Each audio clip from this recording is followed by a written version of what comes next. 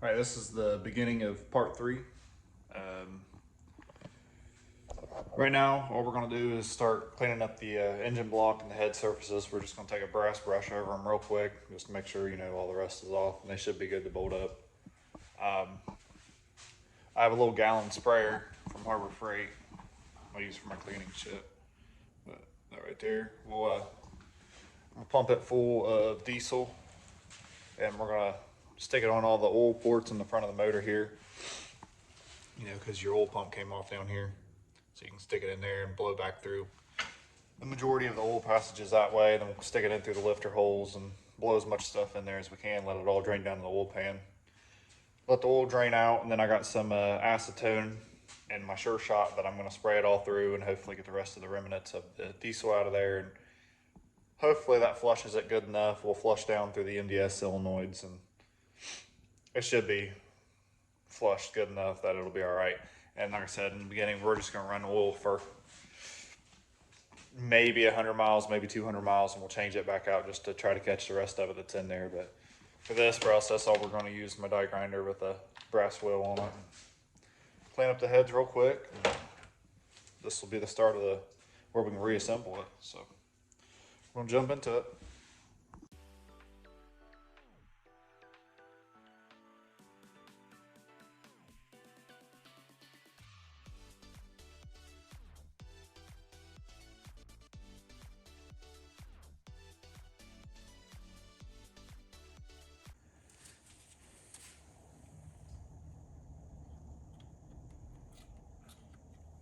Okay, well, looking down on the holes, there's these little pieces right here.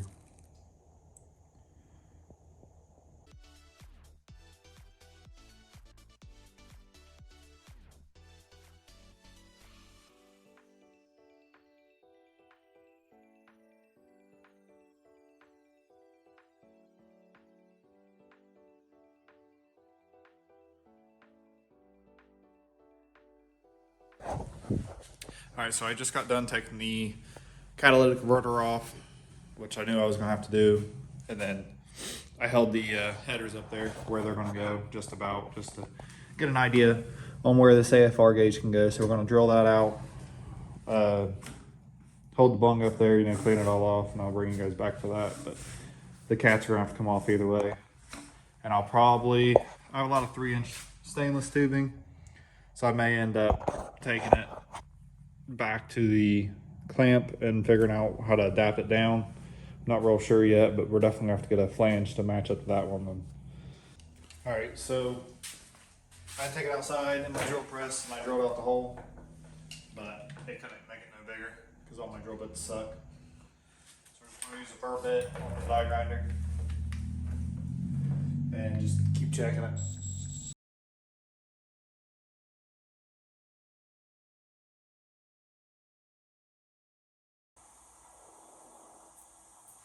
I'm actually gonna stick a O2 sensor through it, so then where it's protrude,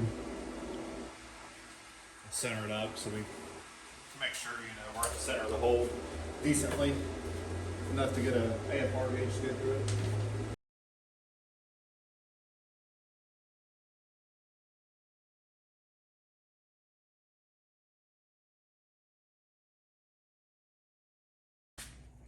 All right, so my battery died yesterday, but I was having some bad difficulties. I forgot to reverse the polarity on my TIG, but it's all welded up now. It's obviously not the prettiest, especially because I had to go back through and fix all the fucking bubblegum mess I made. But that's done. I'm gonna get this cam installed today. We'll lube it all up with some assembly lube and get it slid in there. Probably get the retaining plate and the timing cover or the timing chain set put on, and it's probably where we'll stop until I can get the lifters. All right, so before putting your cam in, you need to put some assembly lube on it. This stuff here, this stuff's really good. This is what I would recommend to use.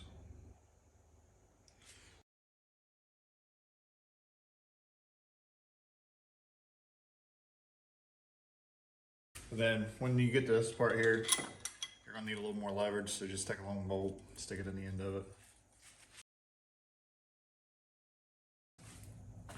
Okay, for the cam retaining plate, to be for these T30s. Their torque is 106 inch-pounds. Yeah, this plate goes one way because you can see one side has the beveled edge.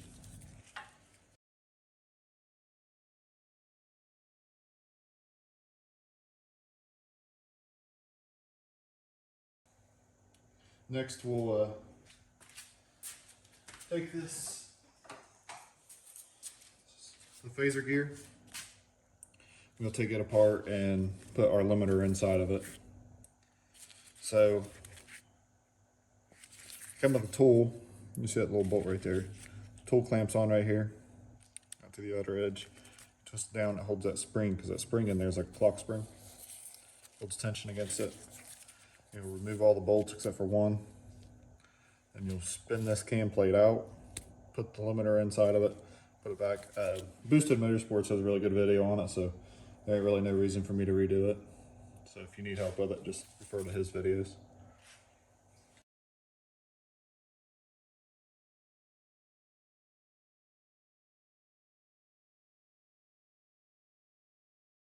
All right, now we're going to put the cam phaser and timing chain and stuff back on. So on the cam gear, that right there, that's where the little snipple's gonna go, the alignment pin. You want that to go 12 o'clock, so it's pointing 12 o'clock right now. And on this side of it, I marked it so we can see, you know, plain as day where it's gonna be. So that'll be exactly 12 o'clock. Right there's that, goes up. There's the mark. On your timing chain, you're gonna have 3 black links. Okay, there's the 2. That mark on that cam gear is gonna go right in between them. You have one on this end, just a single one, and there's a mark on the crank. That'll go right there. So I also already have one guide put on, not the tensioner yet. If you look on the crank, it's that little dot. Mark it so it's easier to see.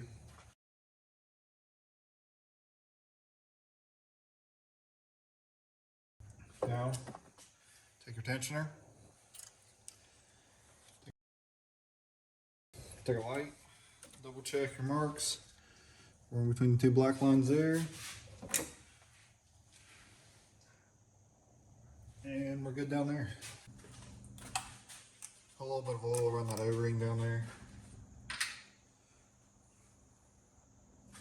This is a milling high volume. It'll be the same as the Hellcat one. Either way, it's going to be an upgrade from what was on it.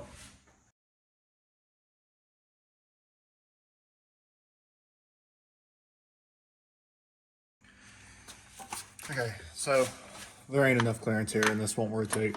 What we're going to do is we're going to take this off. Set it out of the way. We're then going to put the pin back in our tensioner. So we don't lose time, we're then going to grab some zip ties.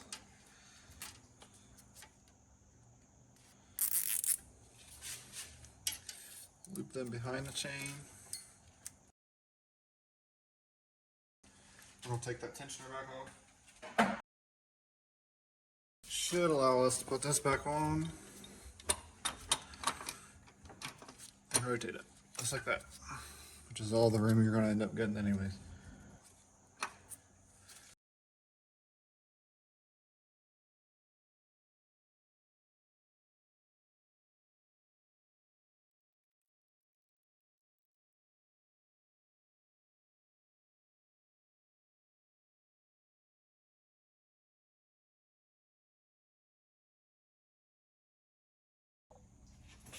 All right, so them are actually 25 foot-pounds.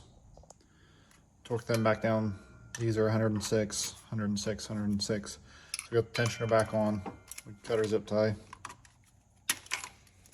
Pull that out of the way. Pull our pin again. We should be good timing-wise.